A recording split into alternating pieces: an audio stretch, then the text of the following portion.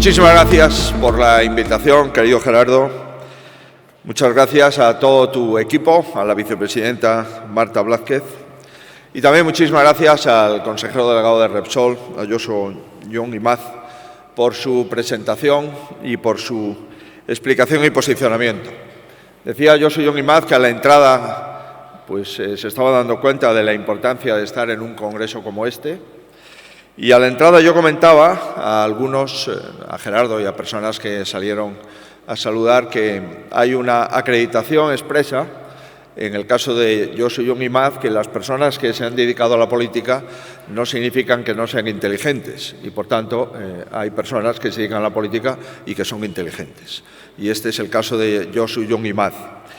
Y también es verdad que después de escuchar a Gerardo es evidente que él no ha venido a tocar el violín, ha venido a decir lo que piensa y, por tanto, yo también vengo a decir lo que pienso. No con tanta intensidad ni con tanta brillantez, pero sí a decir lo que pensamos en un partido político importante para España, siempre que no ha gobernado el Partido Socialista, lo ha hecho el Partido Popular, y, por tanto, en un partido político que es la alternativa al gobierno actual. Creo que es bueno celebrar congresos, sobre todo si se tiene algo que decir, y creo que en este momento este congreso es un momento de reflexión y es un momento importante para un sector determinante en la economía española, para un sector que da tantos puestos de trabajo, 153.000, y para un sector además que es una cadena de una gran industria, que es la industria de la automoción, situando a España en el segundo país ensamblador de automóviles de la Unión Europea. Por tanto, estamos ante un sector industrial determinante para la economía y para el bienestar de nuestra sociedad. Creo que en los congresos es bueno siempre, anualmente, y este es el congreso número 32, poder celebrarlo, pero en momentos determinantes, en los momentos en los que hay un cambio disruptivo y en los que hay una enorme incertidumbre, que fue una palabra que se utilizó y que yo comparto, es especialmente clave poder reunirse, como lo van a hacer ustedes, y poder reflexionar, pensar, conversar y decidir qué es lo que es mejor para este sector. Es conocida la teoría de los cisnes negros, que son aquellos sucesos que terminan teniendo un gran impacto y repercusión en la economía y que ocurren, en principio, sin que nadie lo tenga previsto. Y en los últimos años realmente hemos vivido al menos un par de cisnes negros. El primero, la pandemia, y el segundo, el que estamos todavía viviendo y con intensidad, que es la guerra a 25 kilómetros de Europa, es decir, la invasión ilegal de Rusia en Ucrania. La clave, cuando ocurre un acontecimiento no previsto que tiene consecuencias determinantes, es cómo reacciona una nación, un país, cómo reacciona una sociedad, cómo reacciona la gobernanza de ese país a ese acontecimiento inicialmente no previsto. Y eso es lo que diferencia la buena gobernanza de la gobernanza mediocre o de la mala gobernanza. Y ya les aviso que si nos comparamos con el resto de países, en nuestra opinión, no salimos bien parados. Somos líderes en lemas, eso es verdad. Si ustedes cogen todos los lemas que ha utilizado el Gobierno de España, es imposible mejorar el número de lemas en cantidad e incluso a veces en calidad. Pero, eso sí, estamos a la cola de la recuperación en los países de la Unión Europea. Ni hemos salido más fuertes, ni hemos sido capaces de que nadie se quede atrás. Al contrario, España se ha quedado atrás y la mayoría de las familias españolas también se han quedado atrás.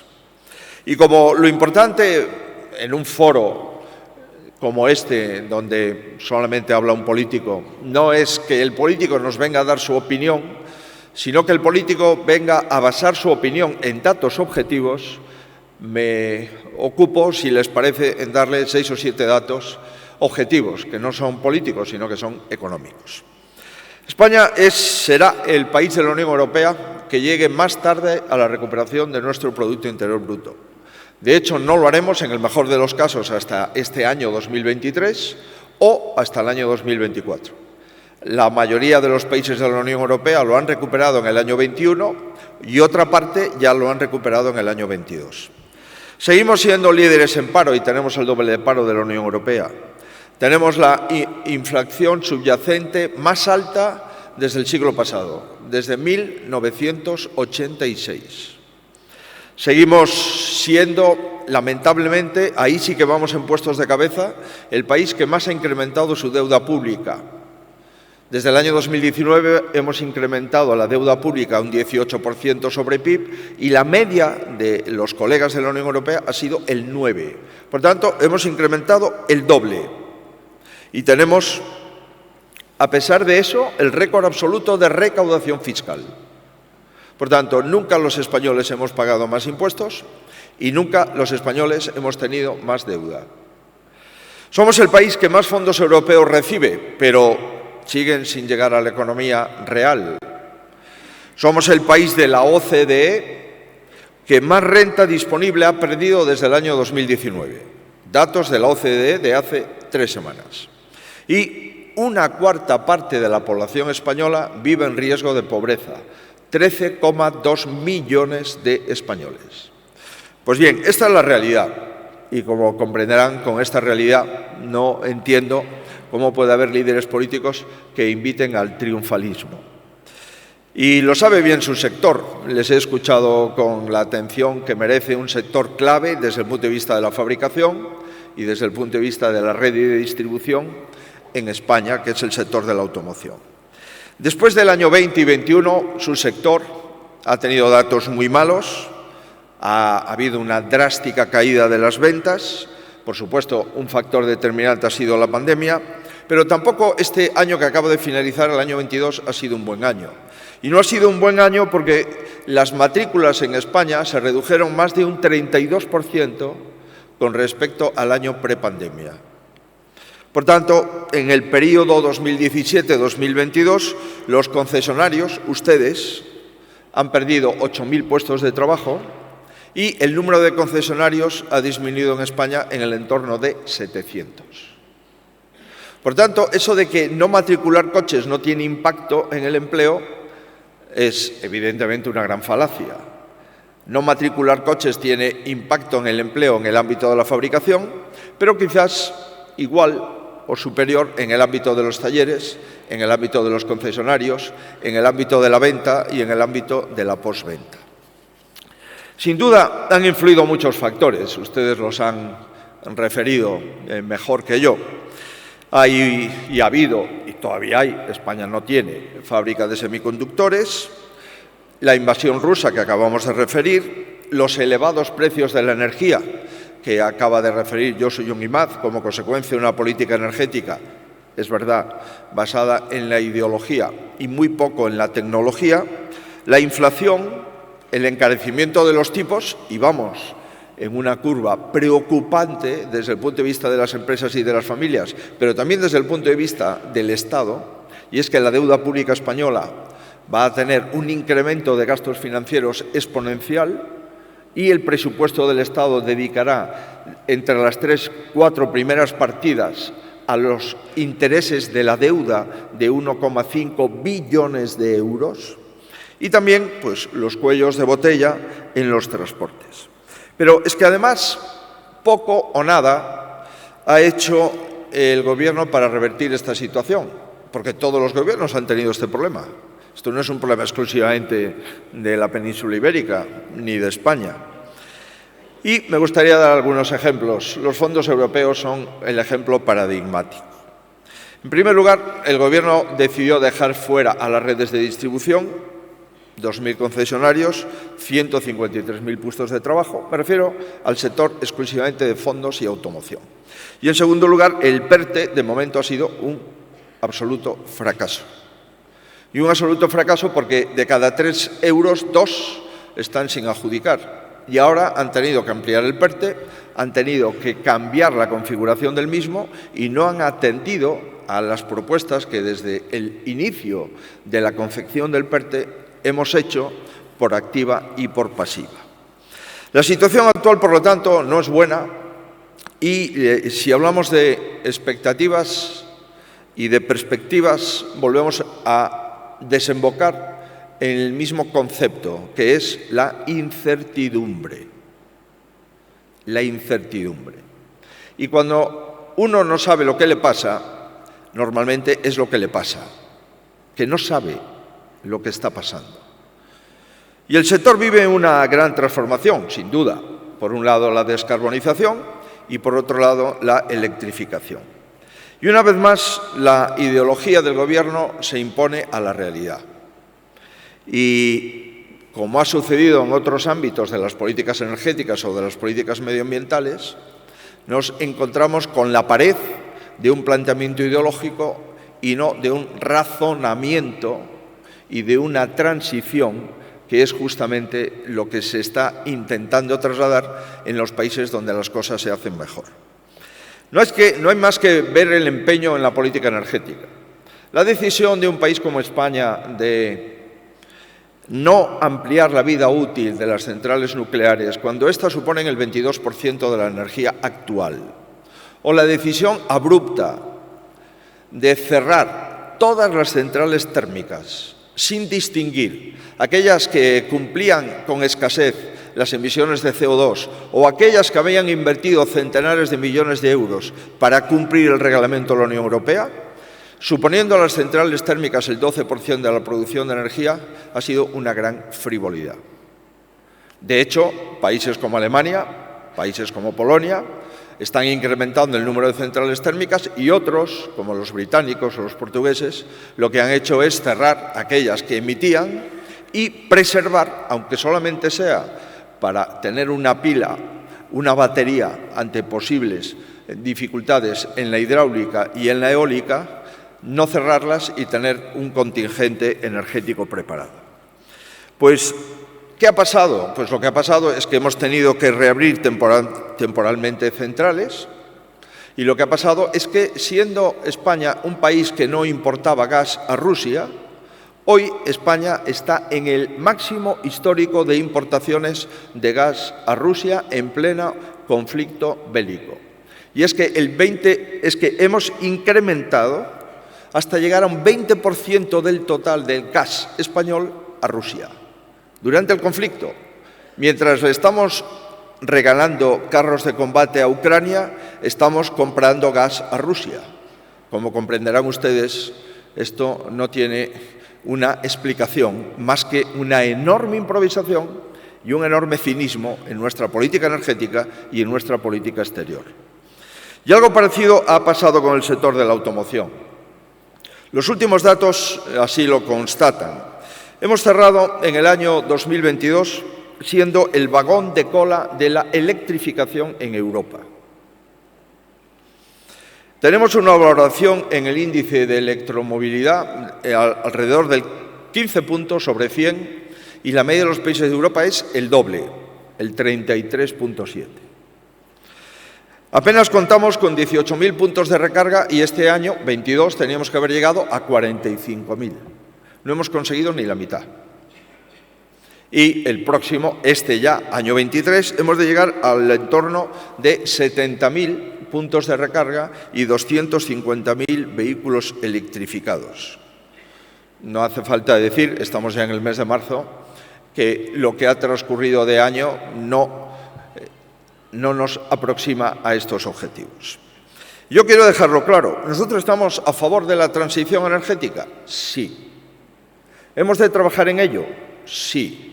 ¿Hemos de trabajar en la descarbonización? Por supuesto.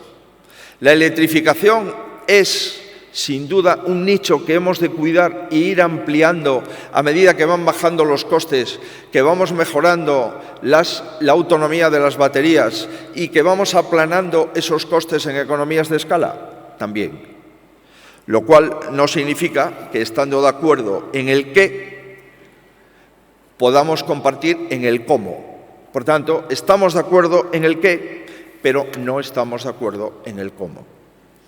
Y lamento haber dibujado este panorama, pero entiendo que para un político lo primero que ha de hacer, si asiste a un evento de la trascendencia en el que estamos, lo primero que ha de hacer es conocer al menos los elementos básicos que conforman el sector En segundo lugar, si es posible tener experiencia previa de gestión, entre otros, de este sector, y darse cuenta de la relevancia de las miles de familias que hay aquí detrás de estos números, que no son números, sino que son personas. Por tanto, proveniendo de una comunidad autónoma que el sector de la automoción da trabajo a 25.000 personas, proveniendo de una comunidad autónoma que tiene una factoría de construcción de vehículos, la más eficiente del grupo en todo el mundo, y dándose cuenta, además, que no solamente es importante el lugar donde se ensamblan o fabrican los coches, sino que toda la cadena de valor, toda la industria auxiliar, toda esa industria que va a tener que mutar como consecuencia de que el número de piezas en el ámbito de los motores va a disminuir o al menos se va a reconsiderar de una forma intensa, debemos de tratar con rigor, debemos de tratar con solidez y con seriedad cualquier decisión política que no tenga detrás un basamento industrial y un basamento de empleo y de precio y de competitividad. Pero también les aseguro que estamos convencidos de que España, si consiguió ser el segundo país, y lo somos de momento, ensamblador de coches de la Unión Europea, tenemos la obligación, después de Alemania, de mantener esa posición. Y tenemos la obligación también de mirar el sector de la automoción. Lo que ocurre en las carreteras españolas, entendiendo por carreteras españolas no solo los núcleos urbanos de las grandes poblaciones, que son las carreteras en kilómetros más escasas, sino las carreteras a media y a larga distancia en un país donde el 21% de la población vive en el 52% del territorio y, por tanto, en un país donde todo no es ciudades. Por otra parte, ciudades como las españolas, más bien pequeñas, en el concierto mundial de lo que se entiende por una gran ciudad. Por tanto, estamos plenamente conscientes de las capacidades del sector y estoy absolutamente seguro que vamos a salir adelante, por supuesto. Pero para salir adelante hemos de hacer el diagnóstico y si el diagnóstico es malo, lo hemos de decir, porque si no, nunca vamos a acertar con el tratamiento. Por tanto, sentirse triunfadores de los cambios energéticos de España es un mal diagnóstico. Pensar que el problema de la automoción solamente es el problema de los semiconductores es un mal diagnóstico. Y un país que ve que cada año baja el número de matriculaciones y que estamos a un 30 y pico % menos que antes de la pandemia, eso no lo soportamos mucho más tiempo, porque eso conlleva, insisto, la desaparición, como ya ha quedado referida, de muchos puestos de trabajo. Y por eso quisiera agradecerle que cada vez que llamamos a sectores industriales de nuestro país o de servicios, pues los sectores acuden, reflexionamos con ellos y aquello que nos parece razonable, lo hacemos. Y aquello que no nos parece razonable, no. Porque tenemos una responsabilidad, obviamente, que trasciende un sector concreto de la economía. Quisiera avanzarles, por tanto, aquello que vamos a hacer. Y es que el Plan para la Automoción de España 2030 es un plan en el que hemos trabajado, en el que empezaremos a concretar en las próximas semanas, y además el vicesecretario de Economía, que está en este acto, Juan Bravo, lo ha trabajado con gente que sabe de esto y también con los sectores afectados. Y me gustaría darles 3 pinceladas de este plan y finalizar. En primer lugar, sí estamos de acuerdo en seguir avanzando en el proceso de electrificación del sector de la automoción. Y para eso hemos de mejorar el plan MOVES 3, porque no funciona. Hemos de apoyar medidas fiscales para la compra de vehículos eléctricos, me refiero al IVA de los particulares o a las deducciones en empresas. Y me refiero también a otras ayudas fiscales, como deducciones en el IRPF, en el gasto en la compra de vehículos eléctricos y en las infraestructuras de recarga particulares. Primera opción. Segunda, hemos de plantear un programa de implantación de infraestructuras de recarga. Parece una obviedad. Creo que lo decía muy bien el presidente. ¿Para qué queremos móviles si no tenemos torres donde podamos conectar con la red? ¿Para qué queremos vehículos eléctricos más que para movernos en la ciudad si no podemos salir de la misma? ¿O es que acaso los españoles pueden tener 2 vehículos? unos para moverse en la ciudad y otros para viajar. ¿O es que acaso el dinero público se tiene que destinar a los ciudadanos con mayor renta, aquellos que pueden pagar un 30% más por el mismo modelo entre carburación y eléctrico? ¿Es que acaso el presupuesto del Estado está para financiar las rentas altas? ¿O por el contrario, está para distribuir la riqueza e intentar paliar los efectos de los incrementos de los precios en las rentas bajas? Pues bien, la tercera propuesta, y lo hemos dicho hace tiempo ya y vuelvo a reiterarlo, es incentivar la renovación del parque móvil de más edad en España para avanzar en la descarbonización real y efectiva e inmediata de un parque móvil que es probablemente uno de los más antiguos de la Unión Europea, dado que nuestro parque móvil tiene de media 13 años y medio de antigüedad. Están transitando por las carreteras españolas vehículos de 20 años, de 18 años, de 15 años, de 16 años. Esto es lo más urgente, descarbonizar. Es evitar que esos vehículos transiten por carreteras españolas. Apostar por la seguridad vial es retirar esos vehículos y, por supuesto, incentivar, ayudar a la gente que quiera retirar ese vehículo, que lo utiliza como medio de transporte, para sustituir por vehículos de combustión aquellos vehículos de más de 10 años, por ejemplo, y que tengan un incentivo a aquellos que, queriendo cambiar su coche, no pueden hacerlo simplemente porque no tienen capacidad económica para hacerlo. Esto, insisto, es la forma más rápida para avanzar en la descarbonización. Lo demás, como ustedes se pueden imaginar, es posponer el problema de la descarbonización. Concluyo ya. Seguimos insistiendo. Para una persona que proviene de Galicia, sabe muy bien la importancia de la industria de la automoción. Es una de las señas de referencia de nuestra economía. Es un equilibrio entre la sostenibilidad, la rentabilidad y el porvenir de la industria. Y hay que facilitar el acceso al vehículo privado al ciudadano medio. Al ciudadano que vive en el rural, por supuesto. Y el ciudadano que vive en ciudades de 50, 60, 100.000, 150.000 ciudadanos, que son la mayoría de las ciudades españolas, por supuesto. En el año 2010, la edad media de los vehículos españoles era de 9 años. En el año 2023 es de 13 años. Por tanto, no hemos avanzado en la descarbonización. Al contrario, hemos empeorado en la descarbonización en lo que a automoción se refiere. Y los coches no pueden ser un artículo de superlujo, porque muchísima gente, la mayoría de la gente, se compra un coche por necesidad, no para tenerlo ubicado en un garaje y ir a observar los fines de semana cómo va un vehículo que no se utiliza. Por ello defendemos la puesta en marcha, insisto, de este plan, que busca ese triple objetivo: fortalecer el tejido industrial de España, sector de automoción, reducir las emisiones de CO2, descarbonización y mejorar la seguridad vial, disminuir los accidentes de tráfico con las nuevas tecnologías de seguridad de los nuevos vehículos. Por tanto, ¿de qué se trata? Pues se trata de un modelo de transición energética y ecológica, de eso estábamos hablando, de la transición y no de la ruptura. Y todas las transiciones han de ser progresivas, buscando la evolución y sin penalizar a los usuarios de los vehículos, sin romper las cadenas de distribución y sin destruir el empleo. Por eso creo que por ahí va el futuro. Nada más y muchas gracias.